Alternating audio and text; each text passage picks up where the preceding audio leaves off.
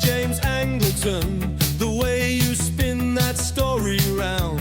Always sharp, just like a tack when you're tracking the price of the dollar and pound.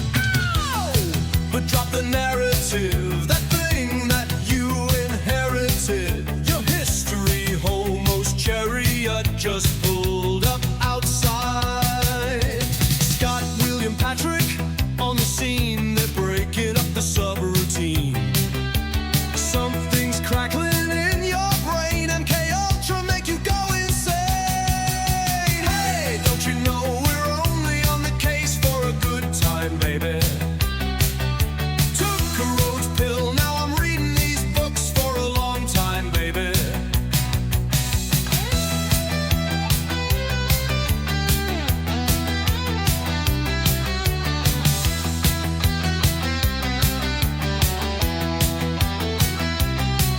Honey pots and psyop traps, you can trust the plan until you snap. Slop conspiracy everywhere. History homos clear the air. Close your eyes, what's truth or lie? Hiding in the space between. Reality's a tangled scene. Tune in, you'll know what I mean.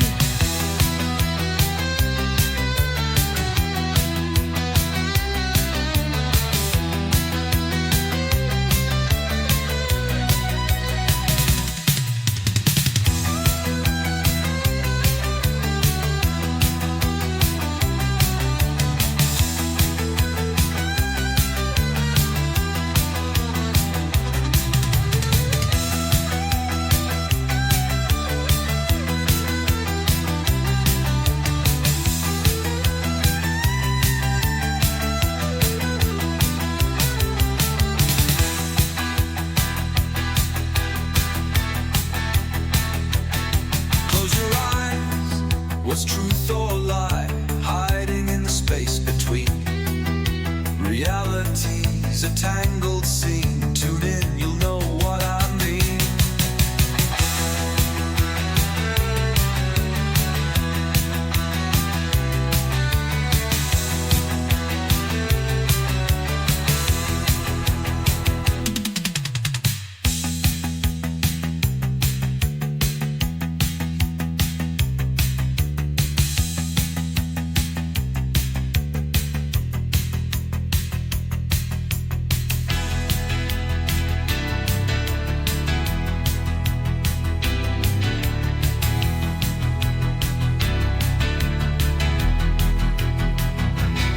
Hey, history homos only on the case for a good time, baby.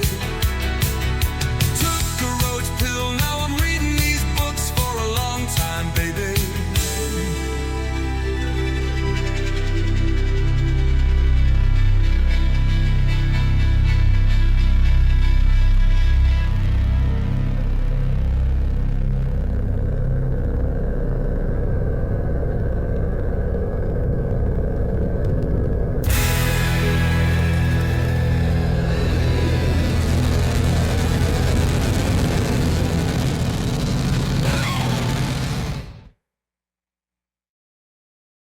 And we're live. Welcome back, welcome back, welcome back. Back to the future. Yeah, well, no, it's 1994, Yeah, well, which was the future when this book was written. this 19 welcome to the History Homos podcast. We're talking about Philip K. Dick's novel A Scanner Darkly. Yeah. Is this in the timeline, this book, of when the Nazis won? No, That's his I don't other think- book. I think that's actually one of my favorite things about Philip K. Dick is that he resists the temptation to make a series. And he just goes, this is a story I want to tell in a new world that I completely composed for this book. And that's brilliant. It's such a fucking refresher because so many people like to cash in on momentum of Albion Seed 4-part or anybody. Check it out. But no, but I love that about him is that he just creates a new world for that's almost tailor made for each story he wants to tell, which is like that's the sign of a real writer. Well, a real What writer. what was the criticism you were just gonna make? I said, wait, hold it for the podcast. Oh man, I thought No, it's twice okay. about It's it. okay. It's okay. Get your complaints out ahead of time before we talk about the good He stuff. writes well, but there is something, uh, there's a pedanticism about some of it. There's a certain emphasis where I don't know. I don't. It's Pedantry, I think, is the word, by the way. pedantry. All right, Yeah. yeah, I'm sorry. Pedantic. What a retard. We That's should okay. probably I read do it more too. It's books. okay. I'm the last person to criticize Listen, people for neologisms of different who came different. up with neologism? Can we get a less clunky made up word, I like please? it. Neologism. Listen, I like his writing. It's I can't dog on the dude. It's just that he has a manner of speaking that leaks Well, into the way yes, he's it's writing. his. You could tell it's the way he talks, or like He's a very much a Poindexter. He was yes, always fuck Jeffrey Epstein. This guy was always the smartest guy in whatever in room the he was room. in. Yes. Now, Yeah, for granted, he was sure. in the room, a room full of drug addicts and like, Holding court. homeless people, and they're like, get a load of this guy. He's a fucking genius. His Yeah. eyes, they look straight. They look in one way. It's crazy. He's like he's talking to you. All right. Well, let's now. I could see that criticism. I don't share that criticism. In fact, I like almost find myself using his turns of phrase like and shit like Yeah. that. Yeah, I literally yesterday say, "What are you laying on me?" The other day. What are you Yesterday. laying on? Do you dig it? Yeah, This is a guy that was born in what, the 20s? And he's old. Yeah, he was yeah, old at this point. Yeah.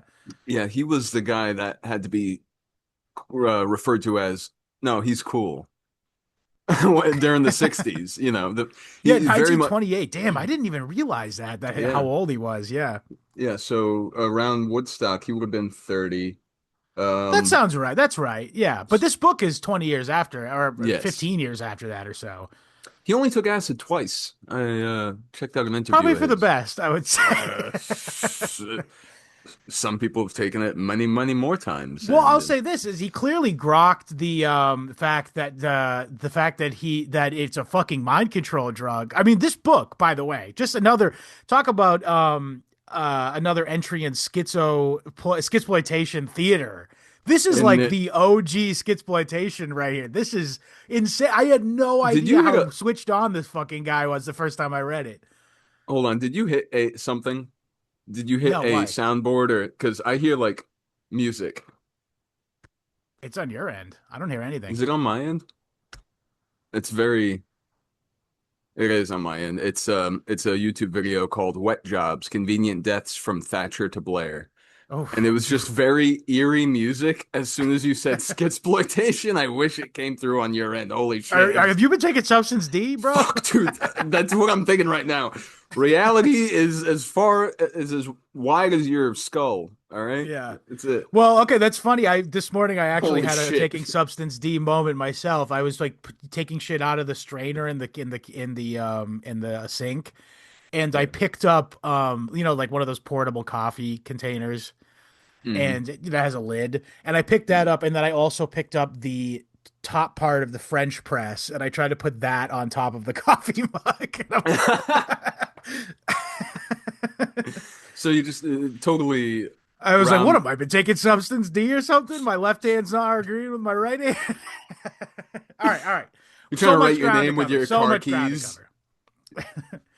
cover. Okay, so let's get this out of the way here. Philip K. Dick, who for the rest of this episode will be referred to as PKD, so you don't have to keep saying Dick. Yeah. Clearly one of the most snoided guys ever. Well, refuses to show his power level in Yeah. any like forward facing way. From what I've read, he alludes to things, but his like the extent of his self confessed like military or governmental affiliations are as like JROTC in college, which was mandatory, which he Right. Well, I'm going to say this. bombed, I don't think he actually failed. is. I think he's one of these periphery figures. Like he was just on the periphery of what. So again, just to give, and this is relevant to the book too, by the way, is that in the 60s and 70s, early 70s, he was ensconced in the San Francisco area drug counterculture, which, as avid History Homos listeners will know, is synonymous with the Sponsored by. sponsored by the CIA, and further extended outwards in outward concentric rings from that, the nascent tech industry, which Hmm. again is also sponsored and sort of created and fostered by sort of a tandem of the CIA and military intelligence. This book, the reality within which it takes place, is almost as if the cybernetic tech elite really got their shit together a few decades Yes. earlier, and Yeah.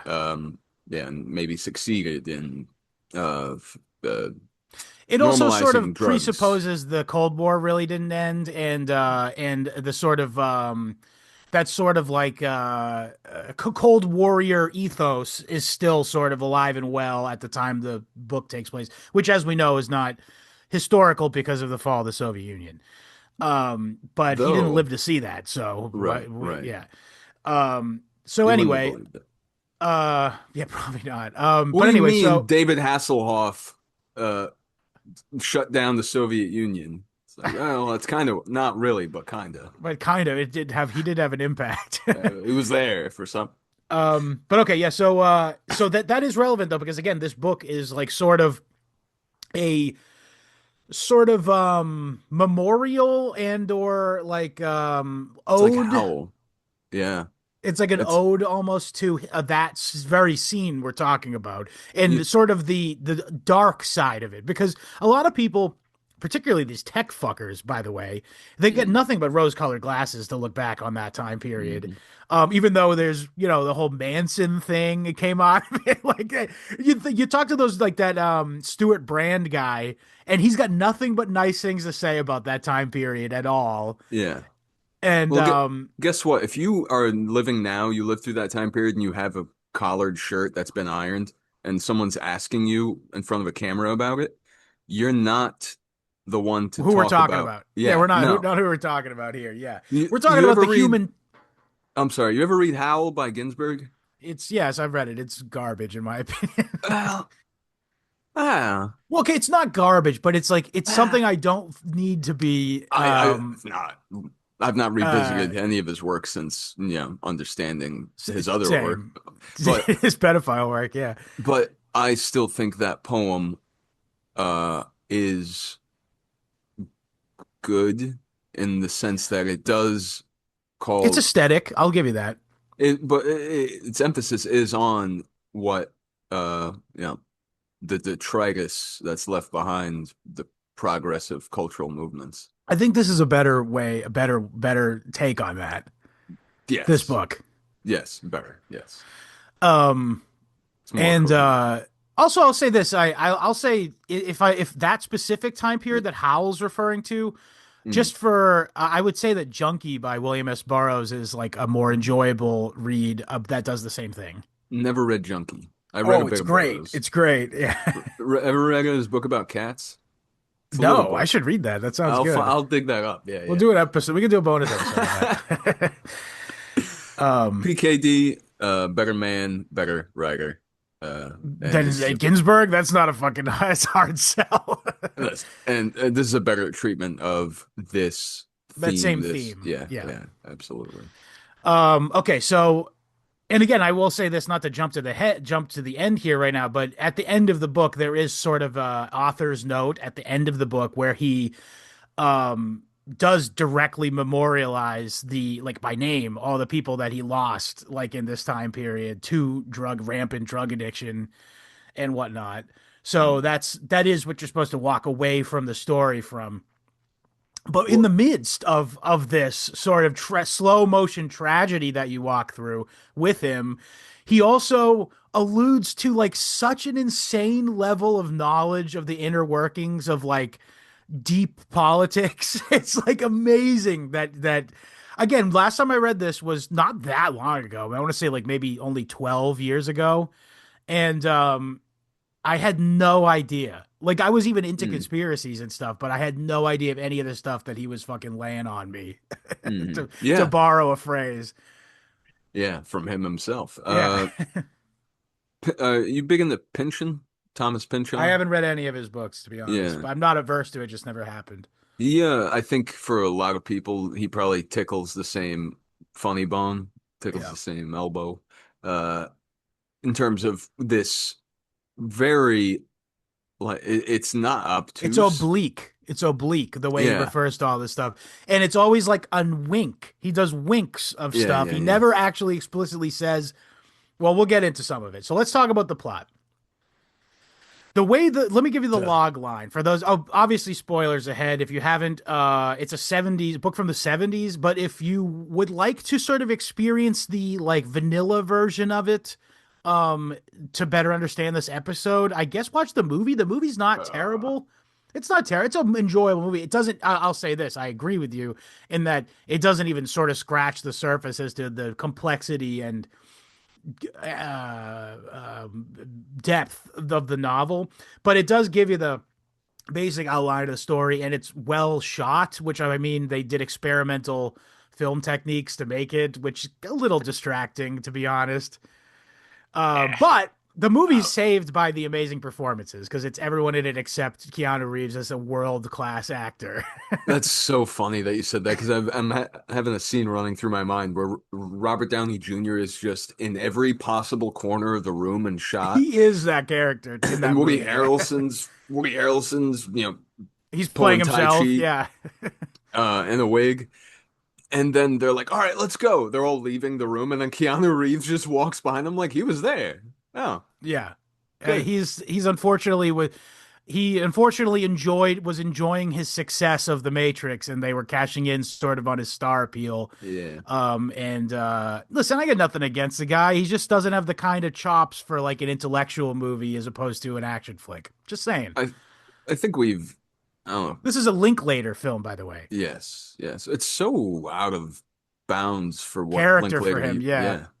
yeah. Um, but yeah, nonetheless, the if you want to check out the movie and you're not totally put off by the like Mac MacBook photo booth That's not how they did it. You effect, know, they actually had I'm artists paint over the for fucking film. what? Good for them. They got paid for. I agree. It's kind of pointless. Yeah. Holy shit, man. They could have just like spent a little more time on the movie. But Again, we're not trying to talk about the I'm movie. sorry. I will although the copy of the book I have does have the movie poster on it Whoa, watch actually. out. Look Dude, out. that Woody Harrelson wig is pretty funny too, by the way, as you So can bad, see. dude. I, One of the I've things I really rue from the movie is that they got rid of my favorite character from the book, Charles Freck. mm, right. Charles Freck is by far the my favorite character, the my most relatable character, honestly. Well, And they collapsed him into Jerry Fabin, who is played in the movie by Benicio del Toro. mm, But we're not talking about the fucking movie. We're talking about the book. So here's the log line. Robert Arctor is a undercover narc, essentially, for the Orange County Police Department in 1994, in a dystopian 1994, which is slightly more advanced in tech than we are, but not crazy. But it sort of presupposes a never-ending Cold War, and again, as Patrick sort of alluded to earlier, I think that was a good way to put it. Is that like the tech elite got their shit together early, and the sort of extreme disparity between rich and poor that we see now came to the world in the 90s as opposed to in the 90s was like considered a that was like the golden age mm. for people being able to make a living. um and yeah, so that's the Best time of my setting. life. And Robert R. Yeah, well, you were like 4 at most when it Yeah, I hit ended. my peak at 4.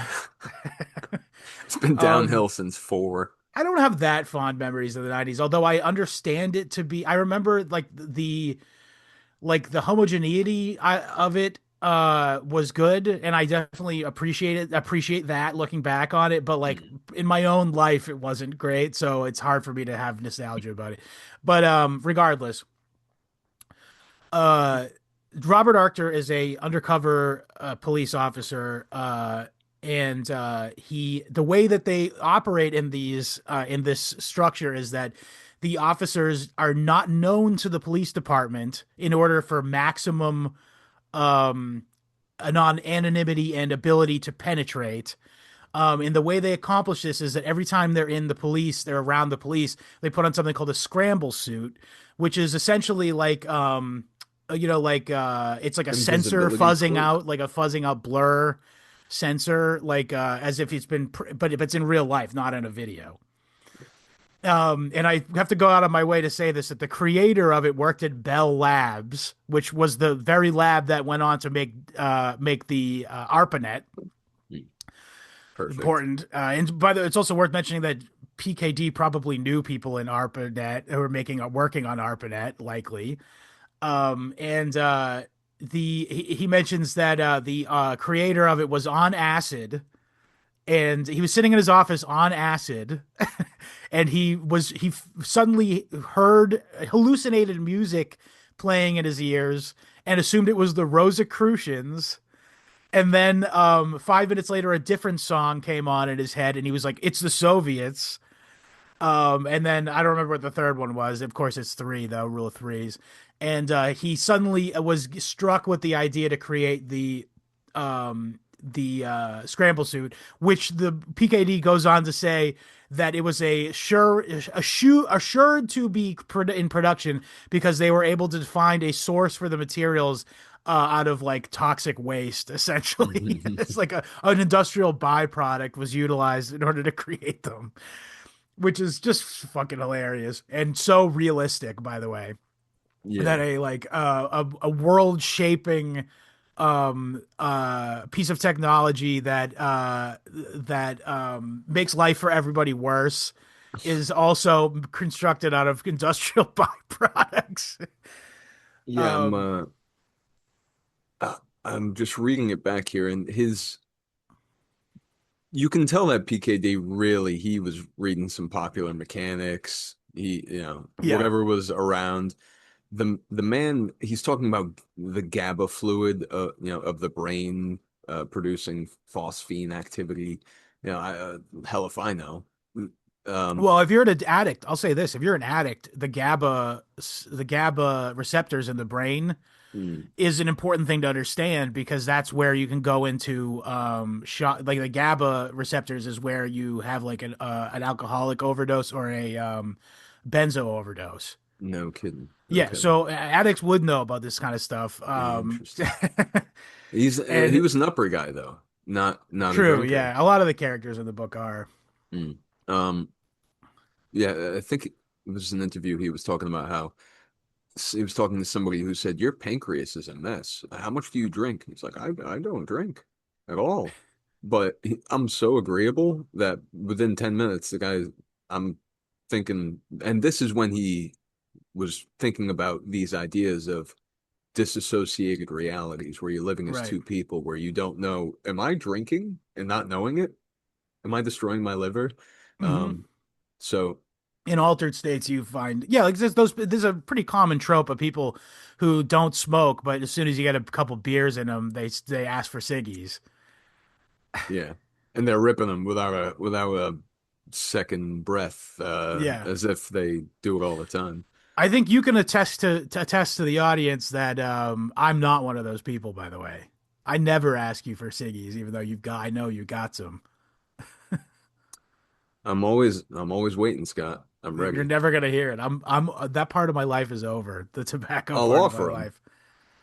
I've Um, was a lot of marijuana as well, PKD, he but he actually treats it in a way that is realistic, which is not like, because in most popular media, weed is shown as like a psychedelic essentially, but in the book, the way he describes people using it, it's like similar to having a beer, which is mm, realistic. and Um, yes, and there's also realistic as how it's treated, in extra internationally, wherever it's grown, the people who are growing it are either colluding with the police or getting mown down, right. you Yeah, there is an for aside where growing he it. talks about the art of drug running, Yeah. and we'll get into that too, because let's finish talking about who Robert Archer is. So Robert Archer, again, undercover cop, and he's addicted to substance D, which one of the symptoms of which is it separates the hemispheres of your brain into two. Sometimes, upon heavy use, can separate the. It's a fictional drug, obviously. It separates the hemispheres in your brain into two distinct personalities. And the plot of the book when the book begins, his new assignment. Again, the police don't know who his real identity is. They know him as Agent Fred, in the scramble suit. And at the beginning of the story, he is assigned to watch one major drug dealer in the area that he's assigned to, named Robert Archer. Yes. Amazing. So he's presented with an impossible task, which is he needs to surveil himself and creatively edit around footage and testimony about him in order to make him look innocent and or not worth pursuing, while also moving on to other targets, essentially. But the problem is that he's been taking substance D so badly that his brain is bifurcating, and he's sort of taking his job too seriously in his role as Fred, and also his paranoia due to drug use as Archer has caused him to almost view his surveillance as a godsend, because he's starting to become so unraveled from reality that he thinks someone is hunting him, but it's him. Yes. Oh, man. He's literally the cop in his own head. That's I kept thinking of that turn of phrase. He didn't use it in the book, which is genius. It would have been too on the nose to use it, but there is a 60s radical phrase, or kill the cop in your head, and this guy's quite literally has a cop in his head. Amazing. It's so good. It's brilliant. What they were talking about is like there's sort of like an inborn trust of authority and like sort of submission to authority. But in this, it's quite literally been made a cop in his head, essentially.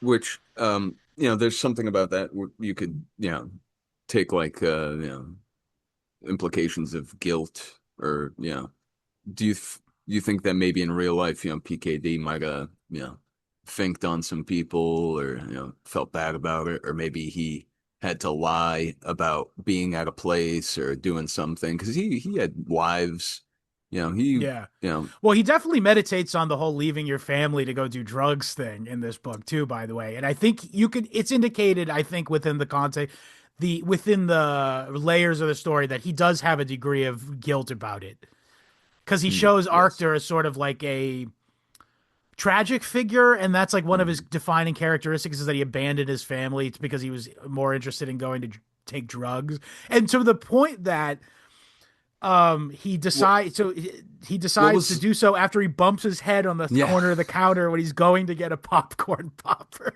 which is that's almost like him saying about himself, he's like, that's how stupid of a decision it was for me to make that decision, It was like so out of, and then also the fact that Archer, within his own self monologue, is repeatedly referring to the popcorn thing, like, and thinking about like as it is a causal agent, as if the popcorn, bending over to get the popcorn popper and banging his head, really did knock something loose in his head and make him want to go take drugs. But if cooler heads prevail, and the reality is there's something deeply I would even go so far as to say wrong with you to make that choice, like, and it's something broken inside of you. Go ahead. Oh yeah. Yeah, you could hit your head and start speaking Chinese, though. I don't believe that. I think that lady was just racist.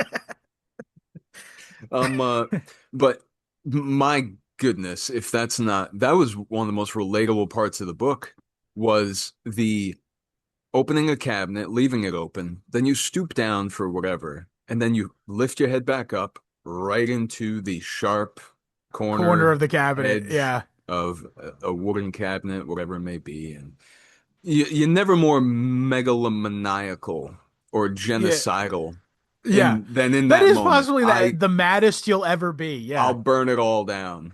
For a 13th of a second, I'm out of it. But he rolled with it and decided to start taking. become a drug addict and kick his family out and again it's not really in fact he even sort of self-interrogates at one point why he decided to become a narc as well. I think he probably self-justifies it to a degree because he was like an insurance investigator prior to Hmm. becoming a cop, and so he just felt like he had the skill set or whatever.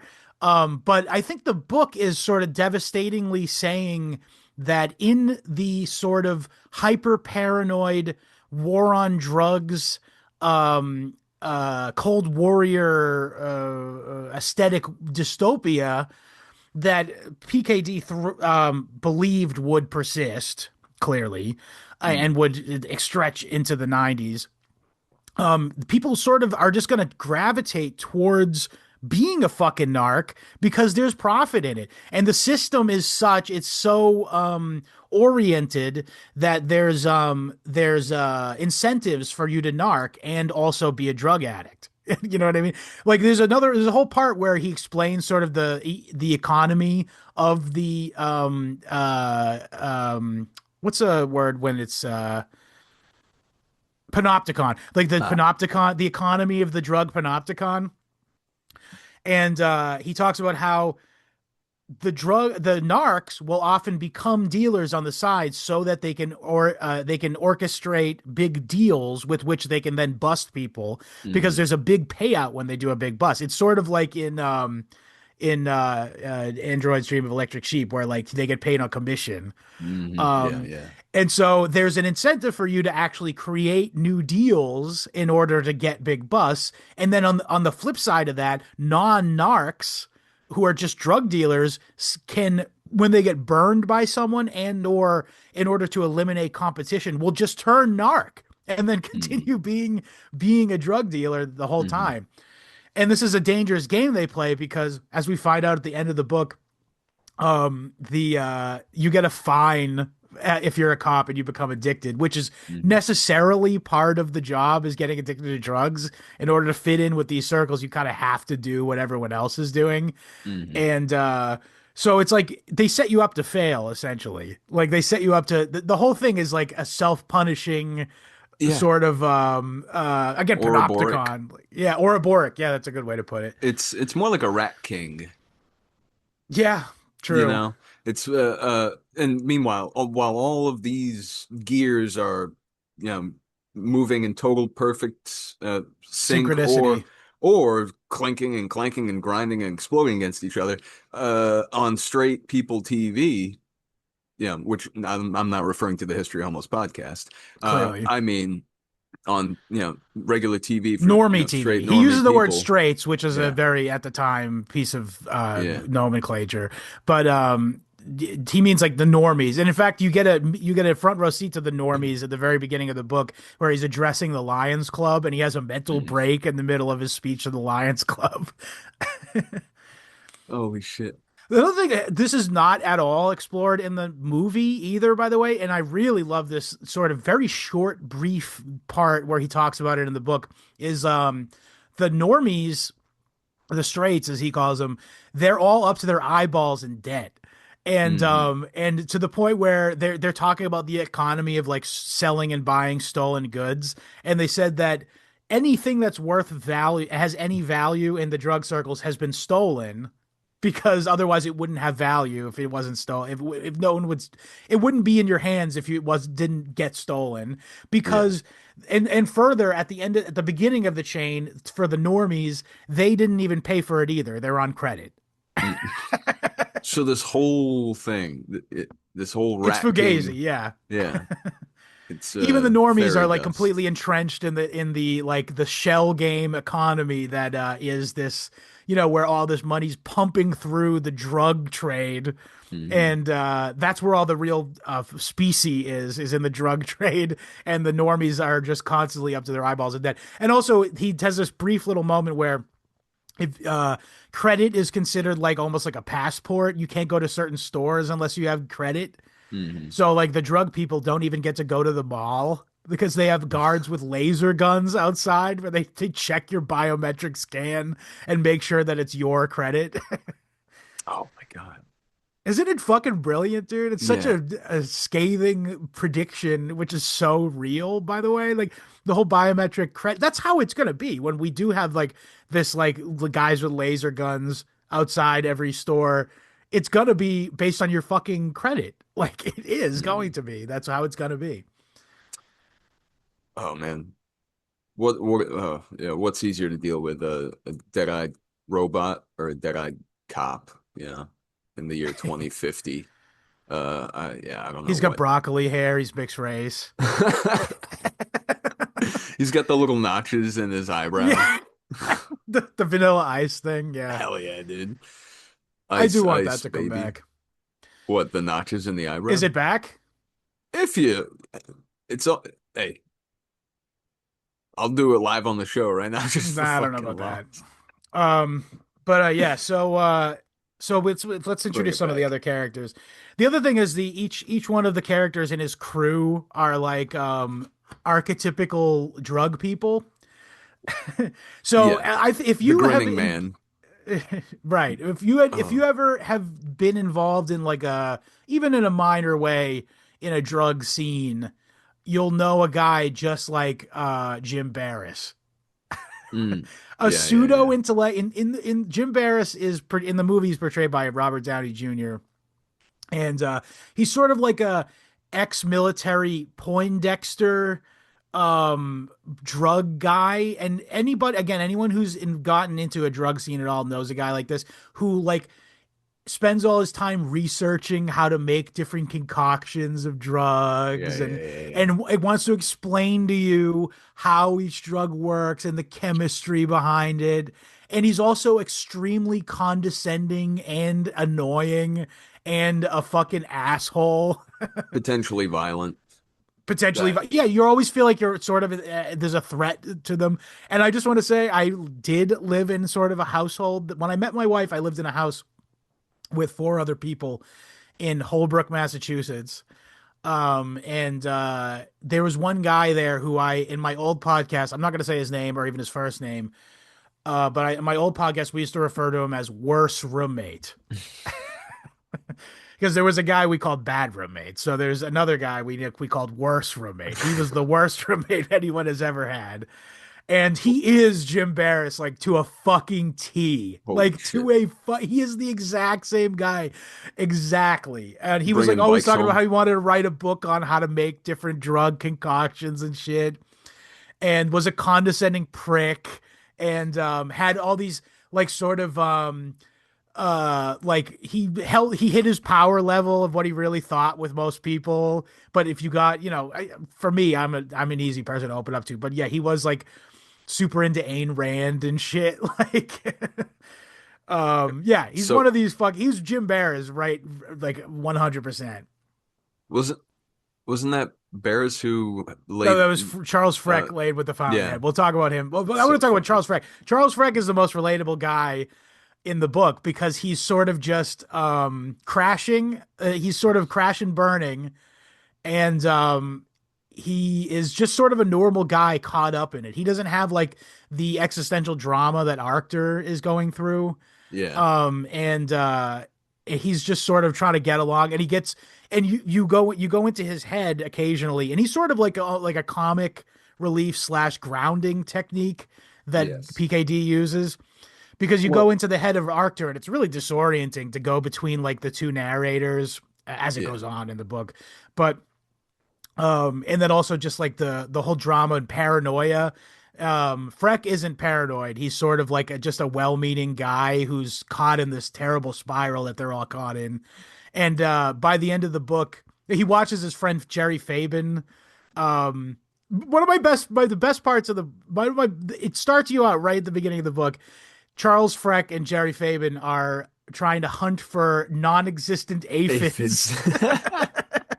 that Jerry Fabin thinks is completely infested his entire house and his hair and his lungs.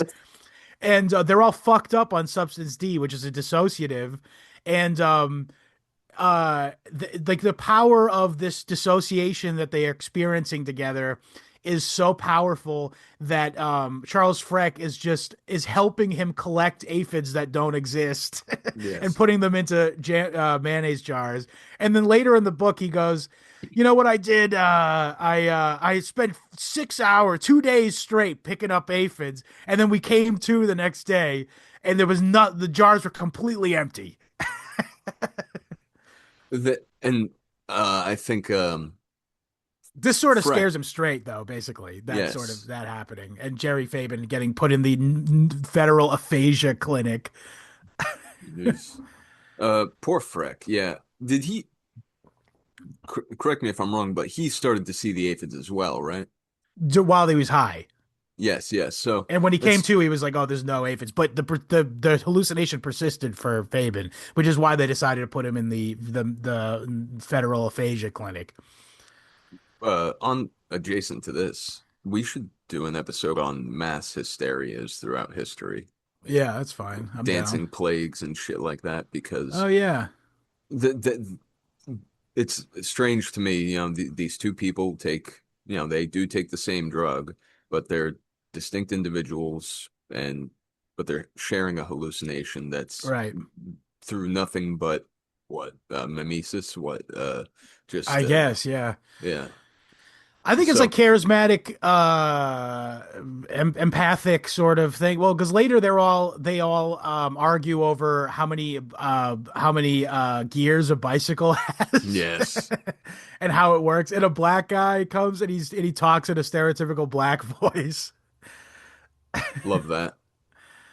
That was Um, but Charles Freck though, at the end they know at the end of bikes. his arc, the end of his arc is that he's basically decided all of his entire friend scene is all going crazy or dying or getting putting into a clinic, and he decides, fuck it, I'm just gonna have a dramatic death. So he goes and buys 50 what he believes are barbiturates, 50 pills of barbiturates. And he says the way I'm going to do it is I'm going to buy 50 reds and some cheap wine. And at the last minute, he goes and buys a really expensive Yeah. wine at Trader Joe's. Yes, funny Interesting enough. details. Yeah, Why why why go it through the started stress? there. That's a stressful place, Trader Joe's. I Yeah. agree. There's too many earthy, crunchy goth chicks there. You know what? I could see yourself wanting to kill yourself even more after coming out of Trader Joe's, so that checks out. I do Um, like their frozen dumplings, though. They're pretty good. they got some snappy stuff in there, but at the end of the Chocolate day, covered potato chips. sure, that sounds great. Thing is though, it's a 90, just the ratio to crap, you know, crap to decent shit is about the same as any other supermarket. It's just Sure. cutesier, you know, Yeah, for cute. sure. It's definitely well, as I said before, I think I've said this in the show, but it's like a girl place. It's like a place that girls go. It's like the ideal store for a single woman to go shopping because all the meals are like for one. Like all like No, everything's sort of sized for a single woman there. so true. Well, there are all, yeah. Either way, that is where you'd go. Anyway, enough about fucking Trader Joe's. I just wanted to say Yeah. though. I'm So he sorry, gets I'm he just gets steering the it back. fancy bottle of wine, lays down, and he decides he goes, "This is the most important part: how I'm going to be found by future archaeologists." And he decides he's going to lay a copy of the fountainhead on his chest so that everyone understands that he was a misunderstood Superman, rejected by the world. And then also an unsent letter to ExxonMobil protesting the cancellation of his ExxonMobil credit card, That which is, that I guess, it's to show him as like a tragic figure, essentially. I suppose so. Yeah, and And but anyway, so the drug that he thought was barbiturates that would kill him in conjunction with drinking the wine turned out to be a strong psychedelic, and he ends up hallucinating that a otherworldly being sits with him for 10,000 years and reads him every one of his sins from beginning to end. And it took him 1,000 years to get to the point where he's 11 years old, where he discovered masturbation. and that And went then the on best for thing was after 10, so 1,000 years goes by and he's just gotten to when he discovers masturbation. And then 10,000 years go by and he's only 14. so uh Actually, yeah, he sits with him for eternity. Which, Yeah, that's when I right. first Yeah. read that, I was like, "Your sins can't go on for eternity, can they?" And then it's four Well, it's a thousand years. hallucination. It's clearly a manifestation of his own self image, It was some naturally. multi-eye talking about a panopticon. It was some kind of uh, The guy had 1,000 bazillion-eyed, eyes in his head. Yeah. 8 feet tall. Whatever that means. But clearly, I mean, this is like Tartarian. not to get armchair psychologist. I mean, this is clearly an expression of his own self image that he's like a sinful person. He doesn't feel Yeah. worthy of getting to have a noble death where he dies with the fountainhead on his forehead, on his chest. And it also he mentions that he's really horny too, by the way. As he keeps talking about being horny. And worth mentioning though that he before he kills himself, he looks at the illustrated book of sex, and it's the woman in a dominant position. So maybe that says something about his psyche. I don't know. Um, Something about the the chick on top. what's that? He pulled turned to his. He says he turned to his favorite page in the illustrated book of sex, the one with the chick on top. It's Gnostic. It's Oh yeah, it's Lilith, right? yeah, it's Lilith. Yeah, maybe that Which is it. Actually, I didn't even think of that till just mm, now. Well, the interesting though when Arctur has like his real moment of self tearing, where he's quoting Faust. By the way, did you catch that? Is that all that German stuff was from Faust?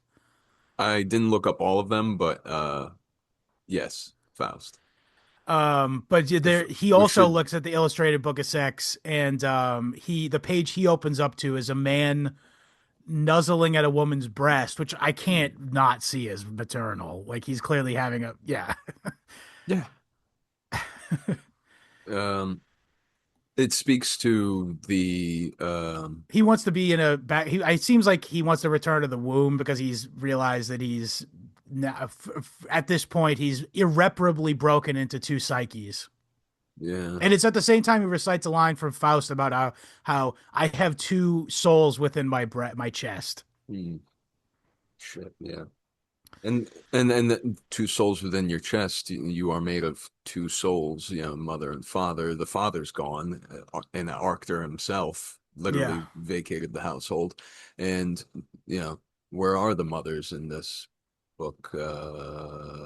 Donna is not any kind of mom. Yeah. No. So there is something there about an absence of, Hmm. this, Definitely. yeah.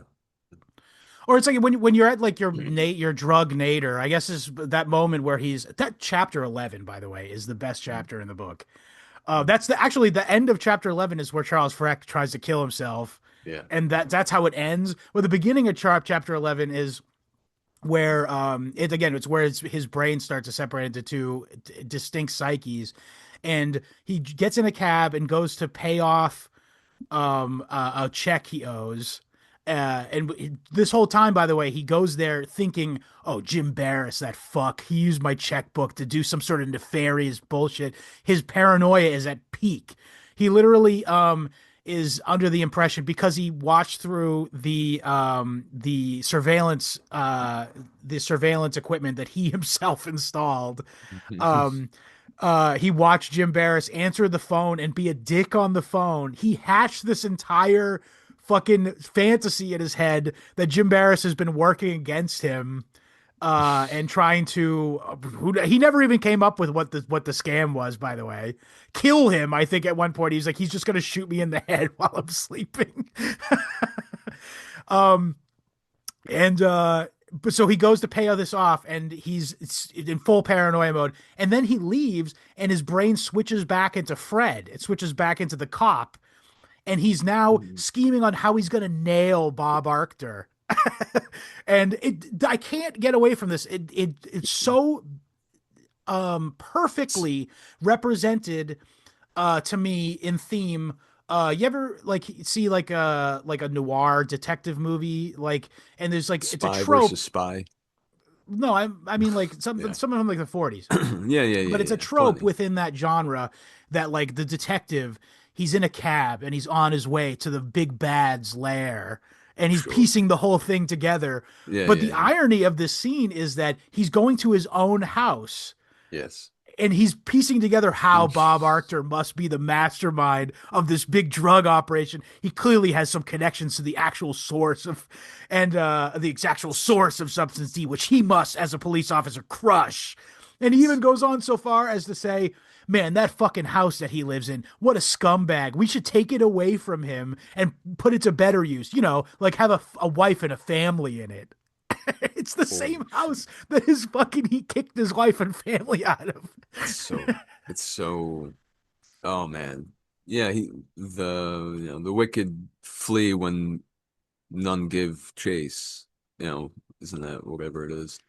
I guess, yeah, but it's just none such a is. beautiful inversion on the trope of the detective, the noir detective. He's in a cab on his way to the final confrontation with the bad guy. And in a way he does have that final confrontation, but the big bad guy in this case is his own self. Mm-hmm. And so that moment when he gets home is like really the tearing moment in which he becomes distinctly two. And it's because during that car ride too, he does have flashes of Bob Arctor come back into him, and he goes like, "Wait, I know Bob Arctor. Bob Arctor's a great guy."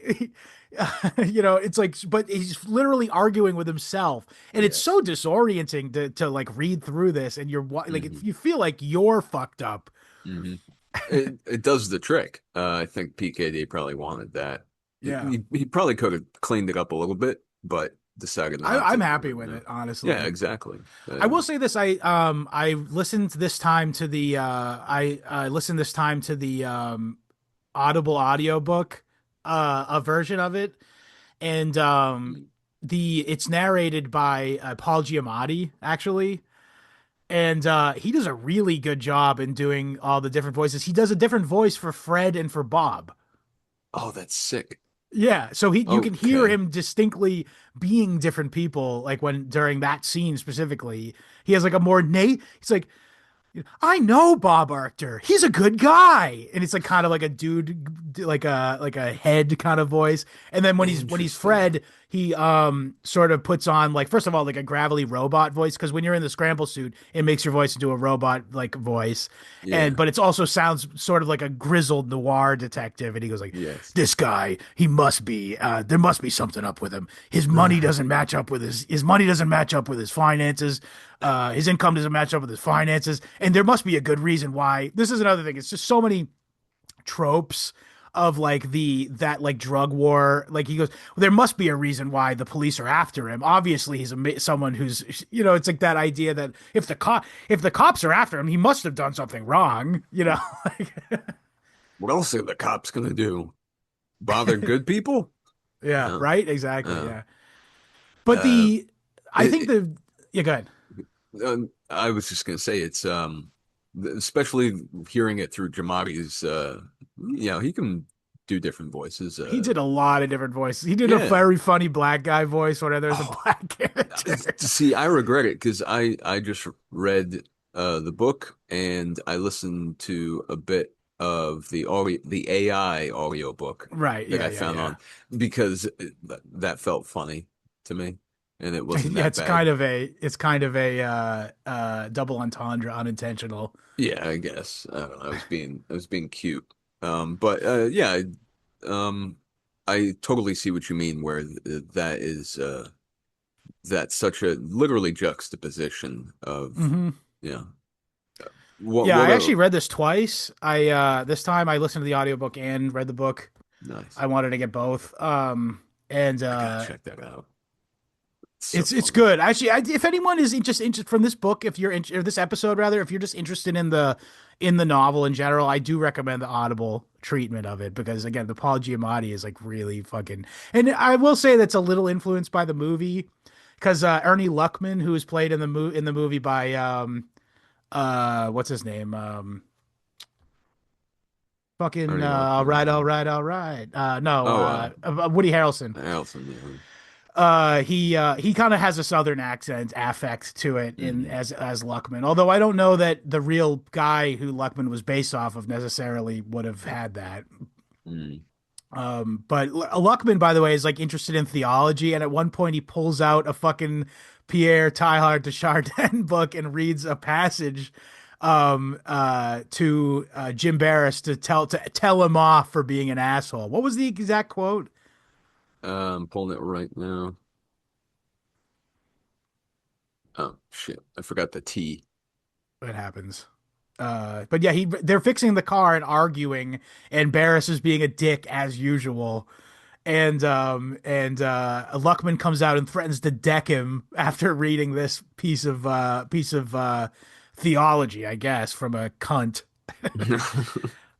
All right. The actual quote was, Oh, so he paraphrased. That's even better. That even makes it funnier because there is sort of a junkie or drug head pseudo intellectualism that PKD is sort of skewering in this book. And this, if you get what I'm saying, yeah, I do. It's right here. Luckman Luckman, says, uh, Luckman opened the book he was carrying. He puffed up, then, to much larger than usual, his chest. Barris, I'm going to read to you. He began to read from the book in a particularly fluent way. He to whom it is given to see Christ more real than any other reality. What? Barris said. Luckman continued reading. Than any other reality in the world, Christ everywhere present and everywhere growing more great. Christ, the final determination and plasmatic principle of the universe. What is that? Arctur said. Chardin. Tail, tail hand de Chardin. Um, it's spelled funny in here. it's indicate that's exactly what I was just saying. It's got this pseudo intellectual. That's what drug people are, by the way. They're whether potted. People make fun of it all the time. Like that's like a stoner thought, man, Mm. or like that's a weed. Well, what's unfortunate is it, as much as it is a shower thought or a stoner thought, it's actually some of the most highly respected and controversial theological Well, I theory think in the the reason why he most plops it in recent is because I century. think I think I think PKD is like super Gnostic, and I see the Mm, Gnostic read on that. By the way, the idea that Christ is equivalent with knowledge of the world. mm. And I'm gonna guess Chardin probably had that interpretation as well. The final determination and plasmatic principle of the universe. That's a little, I'm hitting pause on that. I bet it's a misquote. I wonder. Let's see. Yeah, I don't know. I guess it could be a real quote from Chardin. But Feel free to carry on. I'll pursue that. well, I was just gonna say, like, if you've ever hung out with like stoners, this is one No, really funny part unfortunately. where Fred, air quotes, is reviewing the tapes back of Bob Arctur and Luckman chatting, and the funniest joke in the entire book is he fast forwards an hour, and it's as if they hadn't skipped at all because they're still talking about the same shit. He does it 3 times, and he even rolls his eyes. He rolls his fucking eyes at himself. Oh shit. But then one of the other funniest bits is when he's doing that. He's reviewing the tapes, and he goes, he fast forwarded an hour, and Bob Archer saying, "The way I see it, God is dead." It's just like such a fucking I didn't even know he was sick. yes, dude. Is this the first instance of that joke? He literally. So Luckman Holy responds, shit. "I didn't even know he was sick." That's so bad. Oh man. Is Is Norm that where is that probably where Norm got this from? well, this is what, 78 was? No, 77. 77, yeah. I didn't even know he was sick. I mean, so I think he very well could have read this and got it from there, but it's also Norm's a wizard, and and he probably could have. That's just a thing people say too sometimes, probably, definitely. I'm sure, but it hit so fucking hard when I read that. It was so It's so, funny. oh, dude, So also just it's the perfect response to such a boner, lame pseudo intellectual thing is to just quote Nietzsche unironically at a I at a wish. weed party, essentially. I love this book so much. It's such an amazing send up and parody as well as lament about this culture, which still persists to this day in a limited capacity. Or it Um, did when I was a teenager and early in my early 20s for sure. I don't know if it is. I don't know what Zoomers are up to these days, to be honest. I'm out of touch. um, they're hitting the nay nay or whatever. I don't Yeah, I know. think they're hitting the Benjamin and going nonverbal in front of Netflix. Well, I mean, there's if we're talking about, I call it like pajama genetics. You know, does that make any sense to you without requiring No, further not really. It just Paj sound, I just imagine like the fat girls who smoked cigarettes in high school wore pajamas all the time. There you go. Pajama genetics. So you're There's saying they're the children of those girls. those, yeah. Well, I mean, I guess those that is a girls. large amount of who Zoomers, white Zoomers are, is the kids of pajama fat girls outside smoking ciggies outside of high school. They're, they're outside. They're picking up their kids. Uh, Now that's what they're doing, yeah. yeah. It's And their so Nissans. with the bumper dragging behind. Um, So, but what I mean, yeah, pajama genetics. It's the idea that there's only so long that you know, pe human being generations can pass in this kind of uh predicament that we're in, agriculturally, hmm, economically, you know, scholastically, like things are dipping gotcha. So across yeah, the yeah, it's sort of the board. enshittification of the white race, essentially. Yes. Oh, I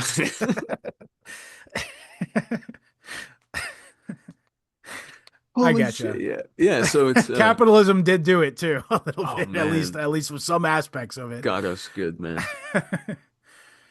So I don't But even yeah, remember why we so were okay, talking about that. we were just talking about the pseudo intellectualism, and then yeah, that was two of my favorite examples of it. But Uh, we'll talk about the The real intellectualism later because I want to talk about the theology stuff that he puts in a little more once we get to that. But I want to talk a little bit more about the beginning of the book. So we got the character yes. Donna who presents as a sort of just stoner chick, and in the mind of Arctur. And to a degree, Donna is kind of the character that holds Fred and Arctur together because they both seem fixated on her. Hmm. And in their own way. Like when Arctur's like worrying about her, he's going, "Man, you could just get fucked up, get a hot shot and die." Or he has like this sort of junkie mentality as to what could go wrong with her. And when he's Fred, he's like worried about how through her own stupidity she's going to end up in jail, and he has to use his pull within law enforcement to save her from making a stupid mistake because he's caught between the fact that he can't reveal that he's a cop to her, but he also wants to, that kind of thing.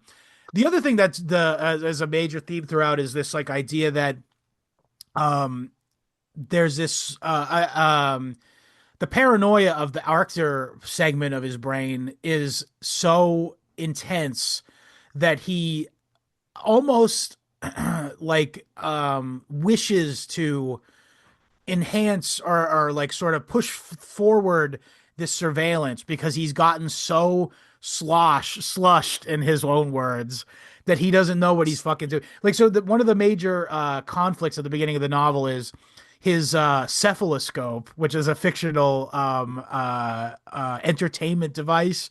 Essentially, what I got from it is that it's a thing you put like suction cups on your head, and it's got a projector on it, and it projects like your brain waves onto the wall in like a psychedelic pattern, essentially. So you get high, and then you plug this thing into your jack into it, and then you look at all the pretty colors coming from your brain on the wall. Through a glass brightly. Yeah. Through a yeah. Well, I mean, it's like there's our friend John D again running through my mind. Um,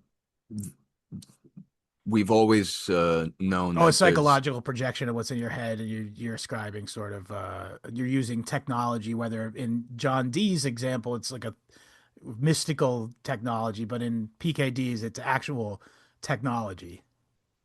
and it might as well be the height of the potential mystical experience that people are capable of at that point, in this reality of 94, where this is the most that they can expect out of life, And it's a which product. which yes, yeah. And, so we'll talk about, and not to mention Donna has her own motivations too, which we'll get Well, to that's at the the that's end. the twist ending, yeah. Yeah, yeah.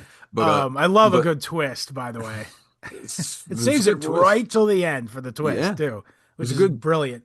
and it was, yeah, well done. We'll talk about it. But Yeah. yeah, just the idea of these, reality escaping projections, Hmm. doubling up on that through, you know, PKD got interested, he got into science fiction because it was the only genre that would fit the kind of stories that he wanted to That's write. accurate. I He guess he because could have he done fantasy. Yeah, no, he can't no, do fantasy. He could, no, no swords, not that I recall. But he wanted to write stories that were about disassociation, that were about playing with narration, with the perspective of your characters, and also because he was interested in the philosophical idea of, how solipsistic am I really? right. Is what how distinct are, every individual's reality, and is there really one that are we all walking on the same turf, so to Yeah. speak? Um, I'm eh, looking forward to us. We're eventually gonna have to do Flow My Tears of Policeman Save. Have you read that one yet? no, no. Oh, that's so in the same vein as what you're talking about right now. I'm not gonna Okay, spoil it or anything, but say less. Yeah. yeah. So just so if he's capable of, you playing with these thoughts, young, stone sober, and with his wife yelling at him, then you can see how the dr drugs came up along on the journey, but also this, it's all collapsing into where it should in this story. It Yeah. the drugs were an aid to where his already trajectory is what you're trying to say. Well, no, he His was more of an upper. philosophical trajectory. Well, they're a useful tool, Yes, narratively, and couple that with, the science fiction, angle that he's capable of, pursuing. Yeah, yeah. So it's a very layered cake. It's very good. definitely. I was just gonna say though is so let's start. So Donna is she presents as sort of like a naive, nihilistic, Boo. young person. Did you lose me or something? You just said "ooh" like that. No, no, boo. Oh, I'm yeah. sorry. Well, no, but it turns out with the twist is that that's an act, actually. By the way, Yes, right. but Turns out she really cares. yeah, So and much she'll discharge a live firearm in traffic. yeah, but what's it called? Yeah, no, so but she serves as like sort of like a grounding for both of the one guy characters, and also a narrative vehicle also, Yes. because she's like sort of his connection to like the drug, like getting his hands on big quantities of this drug in order for him to um pursue this the investigation, I guess. But also, yeah. So the cephaloscope, though, the one of the early plot conflicts is that somebody sabotaged the cephaloscope, Mhm. and paranoid Arctur goes, "Who is it? Was it Barris? Was it?" And he goes, I can't wait till I have the surveillance equipment in here. Then I'll know who really's been fucking with my shit. Come to find out, he did it Bum, bum, himself. bum, He did it ba-da-dum, himself in a da-dum. fucking paranoid, delusional, like when he was disassociating or something, fucked up on drugs. Oh shit. And this happens several times, and it really shakes him to his core because there's the part where I was talking earlier about him paying off that check that he paid, the bad check he wrote. The reason why he had to do that was because he went to like a drug head meetup in order to set up a bust, and he got completely obliterated and lost his keys. And he had to call a guy to come make a new key for his car, some real square guy who hates drug addicts. And so he cooks up this entire plot where Jim Barris did this to in order to get him sent up river. But it turns out, oh fuck, it was me actually. I just don't have any memory of it whatsoever because I was completely slushed in his terms. Which uh speaks to yeah. Don't react well, too quickly. one of my favorite things was when where he says it's the slush leading the slush. Because he's like, yeah, well, and then there's also this other thing. He cooks up this entire thing and is, oh, one of my, so the Three day that slushed mice. well, yes, and I'm about to talk about the dog shit day, as he calls it. Holy shit. Which I love later is Fred says the dog shit day, as Arctur called it, as he knew that Arctur referred to it as, which is so funny because it's him. Just such devastating little lines like that. It shakes you out of like the complacency of reading a book. You know, you get into the groove of a book and you sort of feel like you're rooted in a character. But when he keeps doing this jarring sort of switch back and forth, it's like it makes you just literally like involuntarily laugh when you see lines like that. You know, like, you're being involved in the narrative, inner turmoils like yeah. of a guy completely going out of his fucking mind. So they're going he needs to get them all out of the house, or Luckman, Barris, and himself out of it. Yeah, this is Fred talking. yes. I need to get Arctur, Luckman, and Barris out of the house, so I'll become Arctur and I'll lie to them about a new cephaloscope that I can get for $20, which seems not possible. But he basically gets them to drive to like San Francisco, essentially. Is that what? Oh, San Diego, sorry.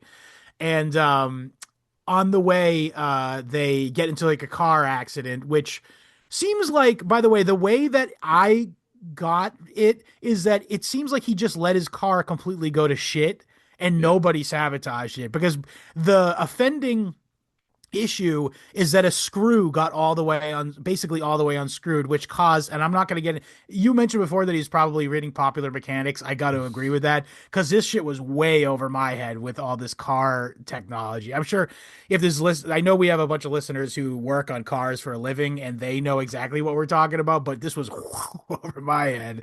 Well, basically a screw came out, which caused like the car, like what do you call that? The piston in the motor to like get stuck up and accelerate or something. Or the accelerator got stuck because of a screw basically came out, and the car like went 100 miles per hour, and he had to, and the brake wasn't doing anything, and eventually the car overheated and fucking broke down which saved their life. Yes, and he was able to pull off to the side.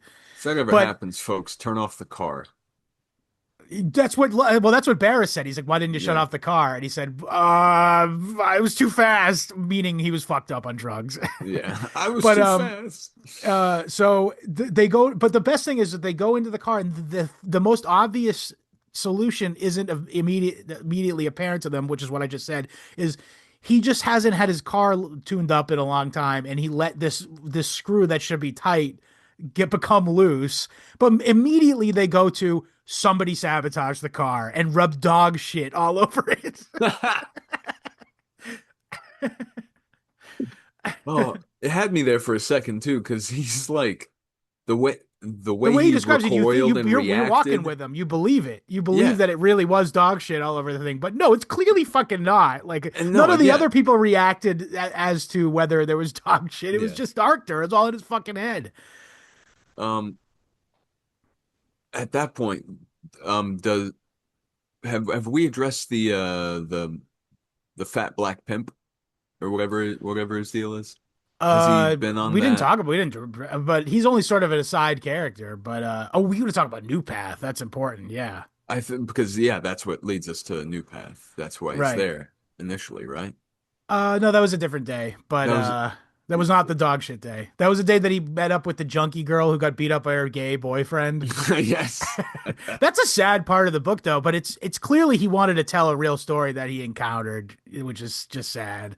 There's a woman who's turning tricks for her boyfriend, who apparently is gay, which is why he doesn't care about her turning tricks.